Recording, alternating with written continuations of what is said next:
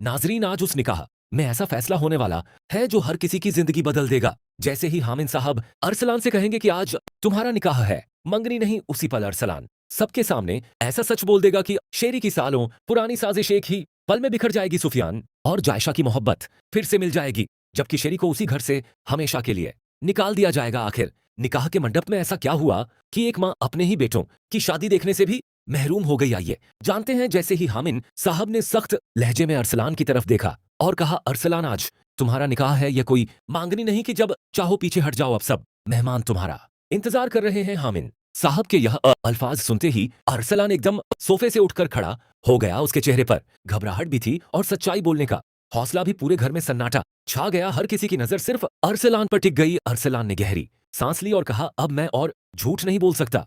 मुझे जायशा से शादी करनी ही नहीं थी। मैंने ये सब सिर्फ शेरी की बातों में आकर किया। उसने मुझे यकीन दिलाया था कि यही सही फैसला है, लेकिन आज मुझे एहसास हो चुका है कि मैं दो सच्चे मोहब्बत करने वालों की जिंदगी तबाह करने जा रहा हूं। उसकी बात सुनते ही शेरी के चेहरे का रंग उड़ गया। उसे यकीन नहीं हो रहा ताकि आखिरी वक्त पर अरसलान उसकी सारी साजिशों का पर्दाफाश कर देगा। अरसलान ने सबके सामने साफ लफ्जों में कहा, मैं फिजा से मोहब्बत करता हूं, मेरा दिल हमेशा से उसी के लिए धड़कता रहा है। जायशा मेरी कभी नहीं थी और ना ही मैं उसका बनने के काबिल हूं। असली हकदार सुफियान है। इतना कहकर अरसलान सीधा सुफियान के पास गया। उसने सुफियान का हाथ पकड़ा, फिर जायशा का हाथ अपने हाथों में लिया और दोनों के हाथ एक दूसरे में रख दिए। अरसलान की आंखों से आंसू बहने लगे। उसने भर्राई हुई आवाज में कहा, सुफियान मुझे माफ कर दो, मैंने तुम्हारी मोहब्बत के बीच नफरत की दीवार खड़ी कि, मगर अब मैं अपनी गलती सुधार रहा हूं। जायशा सिर्फ तुम्हारी है और तुम ही दोनों की शादी होनी चाहिए। यह मंजर देखकर जायशा खुद को संभाल नहीं सकी। उसकी आंखों से आंसू रुकने का नाम नहीं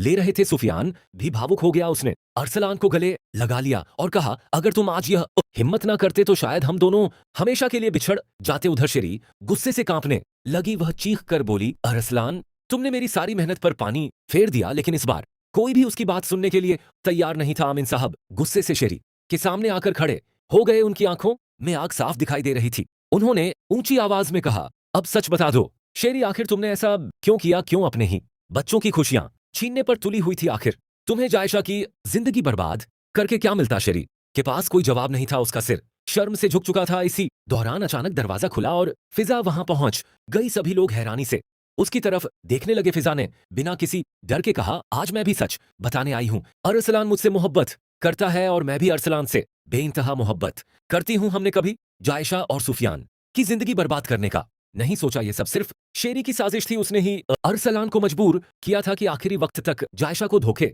में रखा जाए ताकि उसकी जिंदगी पूरी तरह तबाह हो जाए। अब तो पूरा घर शेरी की तरफ नफरत भरी नजरों से देखने लगा। अरसलान ने भी हामिद साहब के सामने सिर झुकाकर कहा, अब मैं सच छिपाना नहीं चाहता। मेरी मोहब्बत सिर्फ फिजा है। अगर आज मैं चुप रहता तो दो मासूम दिल हमेशा के लिए टूट जाते। हामिद साहब की आंखों में भी आंसू आ गए। उन्होंने जायशा और सुफियान की तरफ देखा और कहा, आज मुझे समझ आ गया कि असली रिश्ते जबरदस्ती से नहीं बल्कि मोहब्बत से बनते हैं। आज इसी वक्त जायशा और सुफियान का निकाह होगा। ये सुनते ही पूरे घर का माहौल बदल गया। कुछ देर पहले जहां मातम जैसा सन्नाटा था, वहीं अब खुशी की लहर दौड़ गई। काजी साहब को बुलाया गया। जायशा और सुफियान एक साथ बैठ गए। दोनों की आंखों में सुकून साफ दिखाई दे रहा था। निकाह की रस्म शुरू हुई और दोनों ने खुशी खुशी कबूल है कहा। निकाह पूरा होते ही सुफियान ने अरसलान का हाथ पकड़ कर कहा, तुमने आज साबित कर दिया कि सच्चा इंसान वही होता है जो अपनी गलती मानकर उसे सुधार दे। अगर तुम आखिरी वक्त में सच ना बोलते तो हमारी जिंदगी हमेशा के लिए बर्बाद हो जाती। हामिद साहब ने अरसलान और फिजा को अपने पास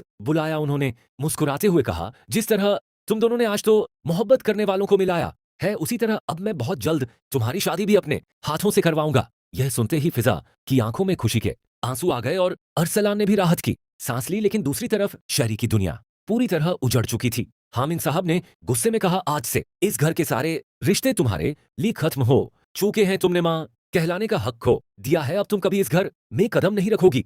इतना सुनते ही आलिया भी आगे बढ़ी और उसने साफ लफ्जों में कहा, जिस औरत ने अपने ही बेटों की खुशियां छीनने की कोशिश की, उसके लिए इस घर में कोई जगह नहीं बची। घर के सभी लोग शेरी की तरफ देखकर खामोश खड़े रहे। शेरी रोते हुए सुफियान के सामने आ गई और हाथ जोड़कर बोली, बस एक बार मुझे अपने बेटे की शादी देख लेने दो, मैं मान हूं। लेकिन इस बार सुफियान का दिल पत्थर बन चुका था। उसने बेहद सख्त आवाज में कहा, मेरी शादी में आपकी कोई जगह नहीं है। आपने ही मेरी मोहब्बत तोड़ने की कोशिश की थी। आपने ही अपने बेटों की जिंदगी को तबाह करने की साजिश रची। आज जो सजा आपको मिली है वह आपके हर गुनाह का नतीजा है ये सुनते ही शेरी फूट फूट कर रोने लगी, लेकिन अब बहुत देर हो चुकी थी। हामिन साहब और आलिया ने उसे शादी से बाहर निकलवा दिया। शेरी बेबस होकर दरवाजे के बाहर खड़ी रह गई, जबकि अंदर जायशा और सुफियान की खुशियों की महफिल सज चुकी थी। अरलान और फिजा एक दूसरे को देखकर मुस्कुरा रहे थे। आखिरकार सच्ची मोहब्बत जीत चुकी थी हर साजिश, हार चुकी थी, और शहरी को उसके गुनाहों की ऐसी की झूठ और नफरत की उम्र चाहे कितनी भी लंबी क्यों ना हो, उसका अंजाम हमेशा